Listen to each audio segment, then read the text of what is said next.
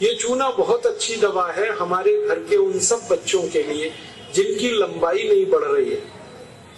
अगर ऐसे बच्चे आपके घर में हैं जिनके बारे में आपको लगता है कि लंबाई नहीं बढ़ रही है, इनको नियमित चूना खिला दीजिए, गेहूं के दाने के बराबर, साल भर खिला दीजिए, लंबाई बहुत बढ़ेगी। जो घर में ऐसे बच्चे हैं जिनकी बुद्धि कम है, मतिमंद बच्चे जिनको हम कहते हैं, मेंटली रिटार्डेड, उन सब बच्चों की सबसे अच्छी दवा ये चूना। 2-3 साल लगातार खिलाइए, गेहूं के दाने के बराबर, दही में नहीं तो पानी में, नहीं तो दाल में।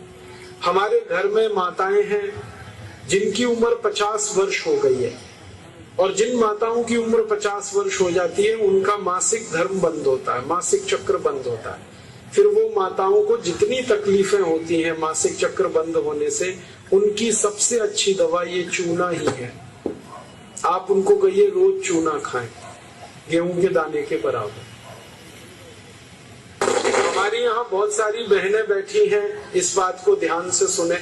घर में हमारी सभी बहनें और माताएं जो मासिक धर्म की समस्या से परेशान है, उनका मासिक धर्म समय से नहीं आता है तो बहुत खून आता है, या उसमें कई बार समय बहुत लगता है, इन सब मासिक धर्म की बीमारियों में दर्द बहुत होता है। आप चूना खाइए, गेहूं के दाने के बराबर, दही में, नहीं तो दाल में, नहीं तो गर्म पानी। ये जो चूना है ना, ये बहुत अद्भुत दवा है उन सभी मरीजों के लिए जिनको पीलिया होता रहता है, अक्सर जॉन्डिस। जिनको भी जॉन्डिस होता है उनको आप गन्ने के रस में गेहूं के दाने के बराबर चूना मिला के दीजिए। आधा गिलास गन्ने का रस, गेहूं के दाने के बराबर चूना, बहुत जल्दी पीलिया ठीक होगा और बार बार पीलिया होना बंद होगा। ये जो चूना है ना, ये नपुंसकता की बहुत अच्छी दवा है। अगर कोई पुरुष ऐसा है जिसके वीर्य में शुक्राणुओं की संख्या एकदम नील है या बिल्कुल कम है, उनको आप चूना खिलाइए। 2-3 साल चूना दीजिए उनको गन्ने के रस में, वीर्य में शुक्राणुओं की संख्या बढ़ेगी। ऐसी कई माताएं जिनके शरीर में अंडे नहीं बनते, ओव्यूलेशन का उनका गड़बड़ी है, उनको आप चूना खिलाइए, बहुत जल्दी उनकी बीमारी ठीक हो। ये जो चूना है ना, आपके रीढ़ की हड्डी में कहीं कोई तकलीफ आ जाए, जैसे कई बार रीढ़ की हड्डी का जो लंबर रीजन है इसमें गैप आ जाता है, L1, L2, L3, L4 के बीच में गैप आ जाता है, इसको ठीक करने की ताकत चूने में ही। चूना खाइए। कभी हड्डी क्रैक हो जाए तो हड्डी को जोड़ने की सबसे ज्यादा ताकत चूने में, चूना खाइए।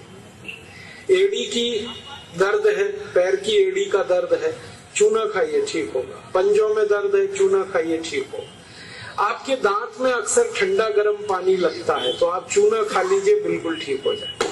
दांत में कीड़े बहुत लगते हैं, चूना खाइए, नहीं लगेंगे।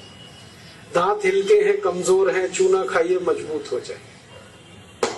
ये एक चूना 70 बीमारियों में काम आता है, 70।